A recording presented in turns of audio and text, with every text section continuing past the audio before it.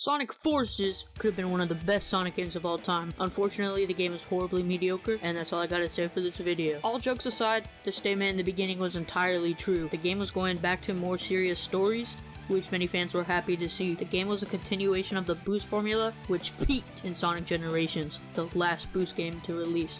The game brought back classic Sonic and even introduced a new custom character creator with unique gameplay. This game truly did have the building blocks that could have made it amazing, but no, Sega really just threw their shit at the ceiling and prayed. Before we get into the review of the game, we need to establish some context.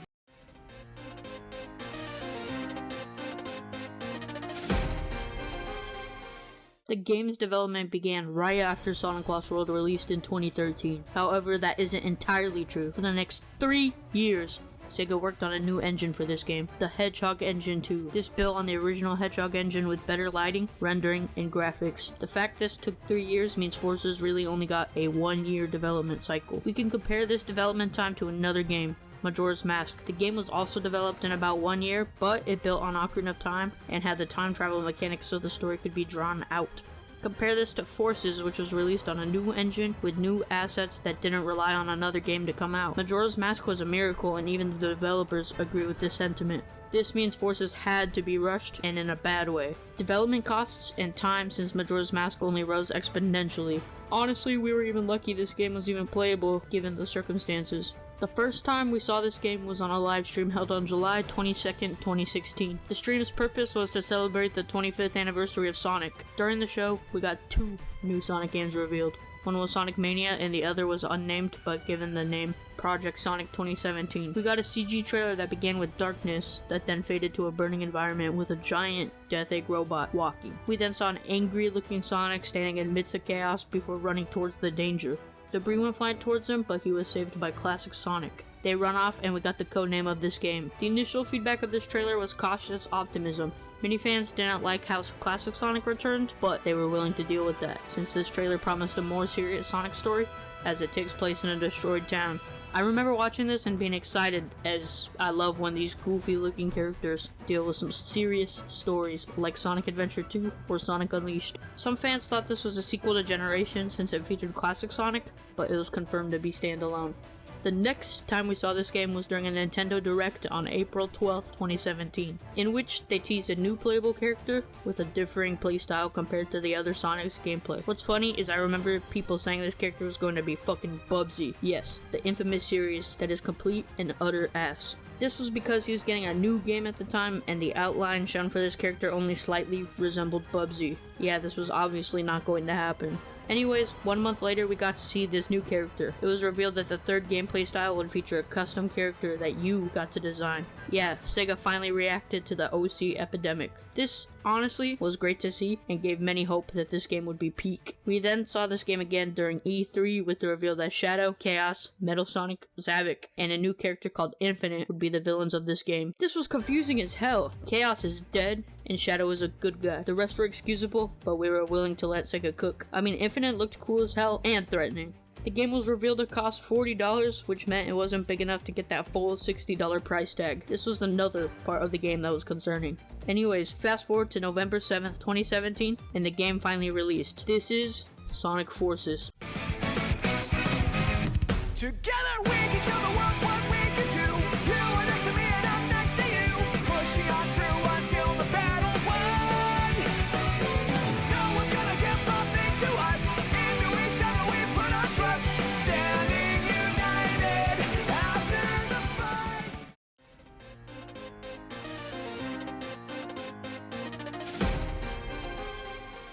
Before we dig into this game, I wanted to look at its design. Beginning with overall graphics, this game looks alright, however I do have an issue. This is the first Boost game for this generation of consoles, so you would think there would be some noticeable jump in quality, but no. Sonic Generations looked much better than this game, and it came out 6 years earlier.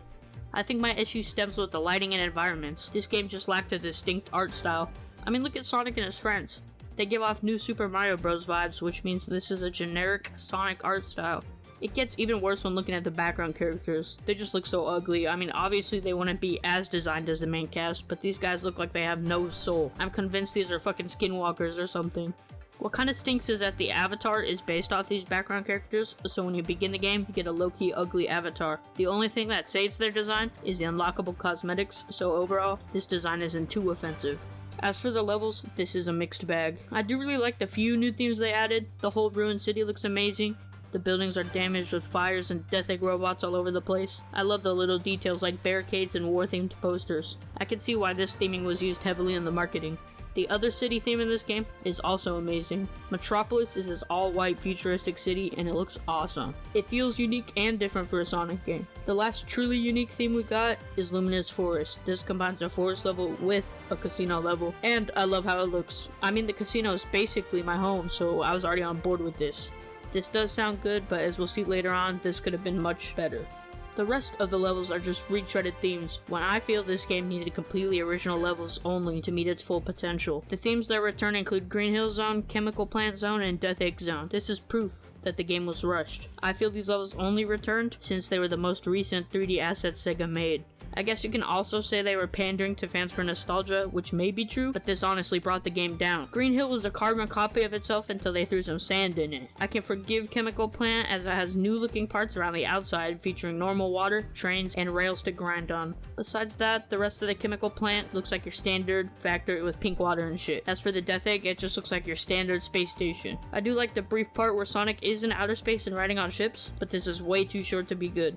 That's the problem with those levels in this game. They can introduce new ideas, but they are way too short and end before they get good. If the levels had the time to get fully designed with some new ones being made, this game would feel more original. Instead, the theming at least feels like Sonic Generations 1.5 and half the length. This is bad shit as Sonic Generations was already short. Looking at the music, you can always count on Sonic games having good music. I really like the main vocal themes being Fist Bump and Infinite. Fist Bump is your cheesy game theme, but it's still enjoyable. However, Infinite is much better. This song is heavy metal and the instrumental is amazing. The vocals are also great. The only thing you can complain about is the edgy lyrics, but this is a Sonic game, so I have to look over that, and when you do, the song goes fucking hard.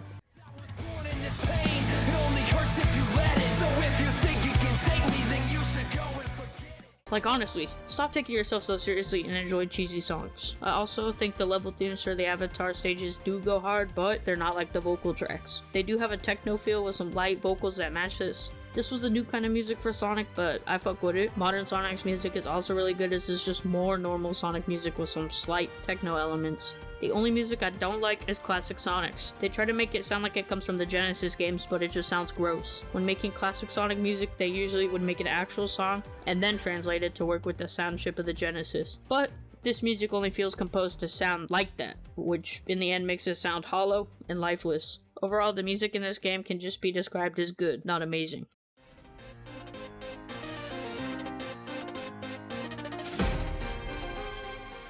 Alright, enough dancing around the gameplay. What's the point of a game if it isn't fun? Well, get ready for a lot of complaining because this game has issues.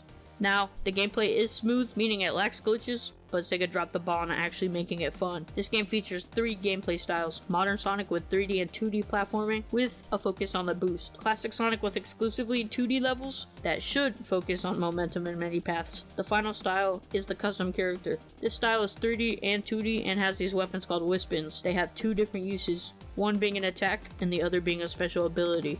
How about we start with Modern Sonic? I mean, this is a Modern Sonic game. Modern Sonic features the boost gameplay style that was featured in Unleashed, Colors, and Generations. As for the moves in this game, you obviously get the boost, side steps, rail grinding, and the homing attack.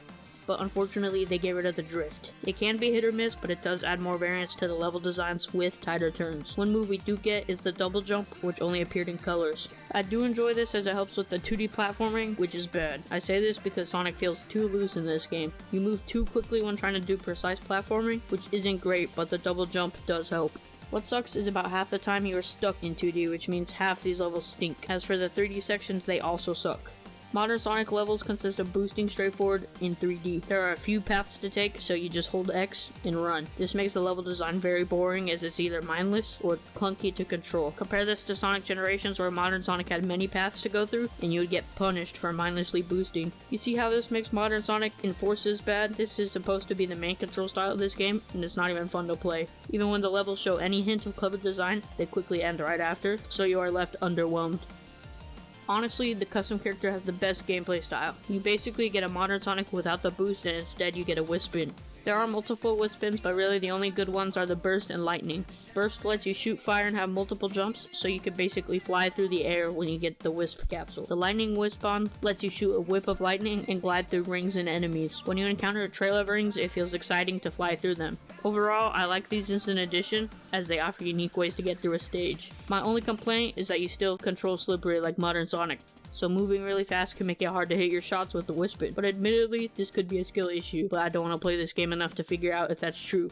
Besides that, a lot of levels feature these rings that let you grapple to them, and while you don't have to do much input, they're still fun to see and interact with. That's not the only use of the grapple. Instead of a homing attack, you grapple to the enemies, which destroys them. My complaint is that there's a decently long delay between each grapple, which makes it feel too clunky and takes away from the high speed this game seems so desperate to have. The custom characters do have the best design levels, as they allow you to mess with pretty much every whip spin, attack a lot of enemies with said whip spin, and plenty of points where you get to grapple around. However, another complaint rears its ugly head. The levels are too short to have the chance to get good. Combine this with a decent control, and you get a decent gameplay style. To build on modern Sonic and the Avatar, they have a gameplay style where you get to play as both at once. This was probably made to show the themes of friendship that the game has, as well as letting your OC do shit with Sonic. Anyways, you get to use both homing attacks and whip spins, and they're actually smooth when combined, as when you perform each move, the characters swap and it isn't clunky. One kind of weird thing about this, however, is that the hitbox only works for the main character you switch to. For some reason, I expected both to have a hitbox, but it's not that big of a deal. One new thing you can do in this style, though, is the double boost. Basically, Sonic and the Avatar boost together while the main theme plays, and this is pretty cool to watch. But during these sections, you can just set the controller down and go shit or something. The idea is cool, the look is cool, but this is all style with no substance. This would have been forgivable if the rest of the levels were peak, however you still experience the same issues as before. Slippery controls and levels that are too short. All of this is mediocre, but there is one character in this game that got absolutely butchered, and that is classic Sonic. Looking back to Generations, his gameplay was pretty good. It wasn't an exact recreation of the Genesis physics, but it had its own charm. You have an overpowered spin dash that can gain speed really quick. Since Forces brought him back, you would assume he would control the same, but no. Unfortunately, this is further from the truth. In this game, they nerfed the spin dash, which would have been okay if you could still move hella fast, but this isn't true. Classic Sonic at his top speed in this game feels really slow and unrewarding to achieve. Not only is the top speed slow, but building the speed seems like a mess. Your spin dash and the newly added drop dash suck, and trying to use the stage itself to build speed doesn't really work. There were many instances where you have to go up a curve, and classic Sonic is too slow to make it up, so you gotta pause and spin dash to have a chance to make it. This takes away from the main appeal of classic Sonic, mastering the levels to get a high speed flow state. However, in this game, this isn't possible, and he just controls horribly. What makes all of this seem even worse is that classic Sonic controlled way better in Sonic Mania, which released the same year as this game. Sonic Mania was a smooth and fun recreation of the Genesis gameplay style, and it was made by a much smaller team of fans, not even the people that make Sonic. If you can get outclassed by your own fans when designing a character, you failed horribly. Not to take away from the talent of the Sonic Mania developers, but come on Sega, how do you let the fans do better work than you? Every time a classic Sonic level shows up, I roll my eyes and try to beat the stage as fast as possible. This shouldn't happen when making a game, so I'm left disappointed, and it really makes me believe he was only in this game to pander to classic Sonic fans and lacked any true purpose.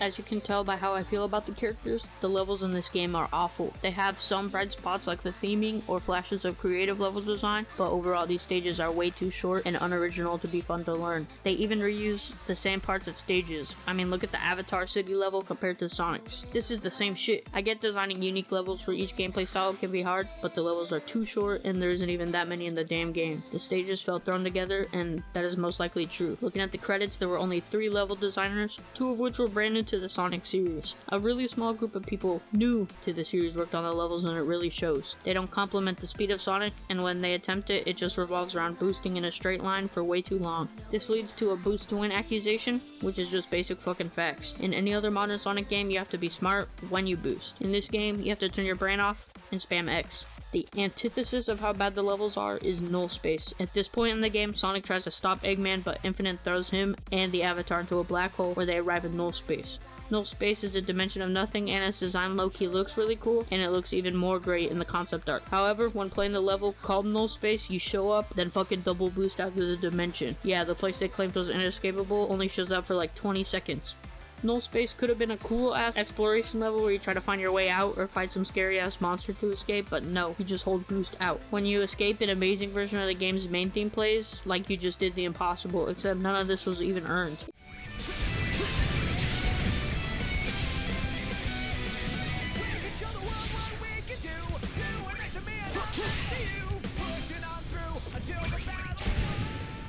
If you had to fight your way out of null space, this moment would have been fucking peak, but no, this shit was introduced and left as quickly as it was mentioned. Fucking nothing burger of a level. Every thought I have for this level just illustrates how I feel about every level in this game. All of this is disappointing as hell. One last part of the gameplay I want to talk about is the boss fights. Throughout the game you fight Eggman, Zavok, Metal Sonic, and Infinite. This means unfortunately you never get to fight Shadow or Chaos. Chaos only shows up to attack Tails before Classic Sonic kills him in one hit. As for Shadow, you have a mission to go find him. Then you get a cutscene where the real Shadow pieces up the Infinite clone Shadow. Low-key peak, but I wanted to fight this guy. Most boss fights are just a run in a straight line, avoiding attacks until you can attack them back. This applies to a couple Infinite fights and Metal Sonic. These are alright and I don't really have any complaints for them. They are there and can be fun. For unique fights, you get one with Zavok where you avoid his beat and attack him when he smashes the ground. Another one is Eggman vs Classic Sonic where he turns into an egg dragon for some reason and gets shit on. This one is pretty simple and you kinda just turn your brain off when fighting him. You also get a 2D boss fight of the Avatar versus Infinite, which is alright. Kinda the same thing as the running fights, just in 2D and in an enclosed area. Nothing more to say. As for the final boss, I kinda like it. It features a 2D part with Classic, where you send shit at the Phantom Ruby Death Egg robot, and a 3D Avatar fight where you attack its hand. Then, a smaller robot breaks out and you get to fight this guy with all 3 Sonics. This is just another Sonic Colors and Lost World fight, which is kind of lame, but there's a reason it returns. It can be cool. However, this fight gives another example of the game being unoriginal, but that isn't too offensive to me.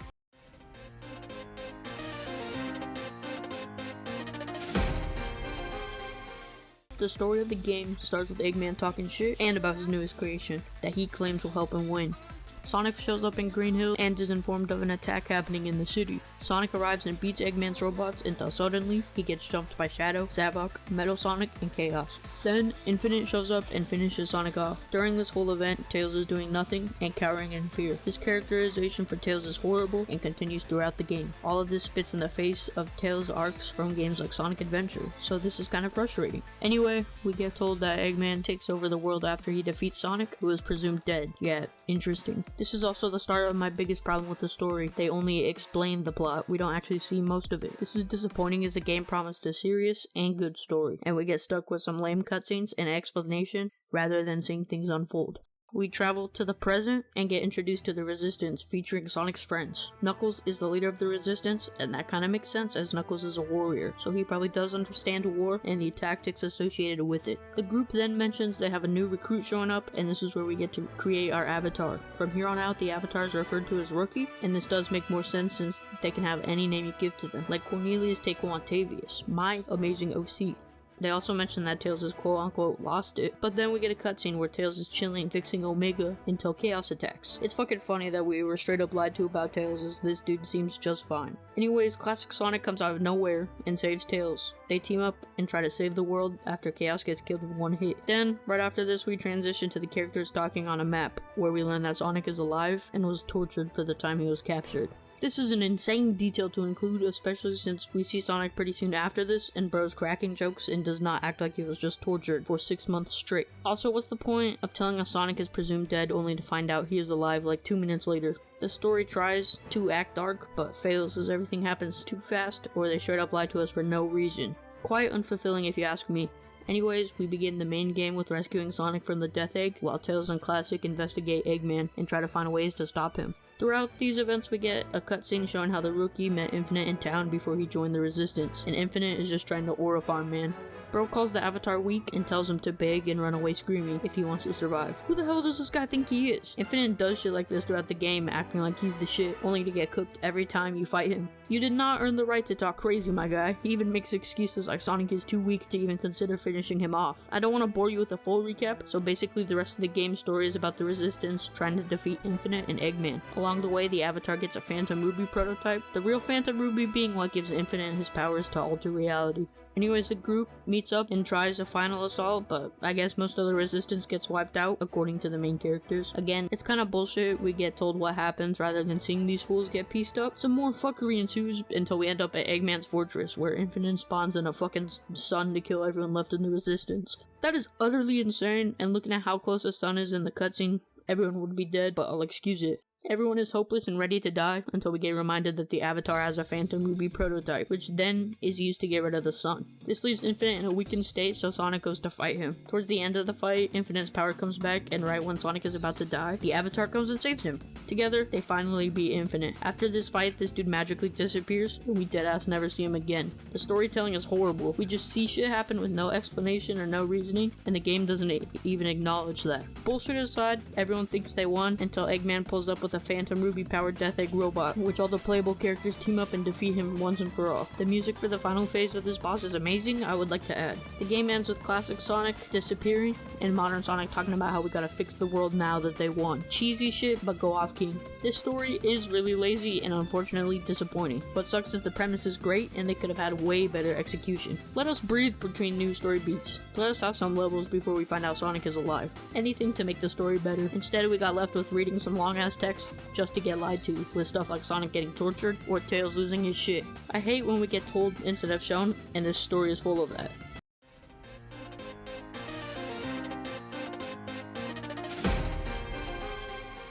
As you can tell from my thoughts, I'm not a fan of this game. This really sucked for me as I was so hyped for the game when it was revealed. The darker story and return of Boo Sonic gave me so much hope, and the inclusion of the Avatar seemed to make my hype increase even more. When the game eventually released, I beat it in like 2 days, and honestly, forgot everything. I feel like this game is worse to me than 06 because at least 06 tried, while this one made empty promises that never got fulfilled. However, despite the fact that I disliked this game, I feel like we needed it. This game made Sonic Team take a step back and rethink how they would approach the Sonic series. As a result of this game failing and the success of the Sonic movie, we got a humbled Sonic Team with a larger budget, which led to Sonic Frontiers coming out, a new open world playstyle in a game with amazing boss fights and eventually some extra playable characters.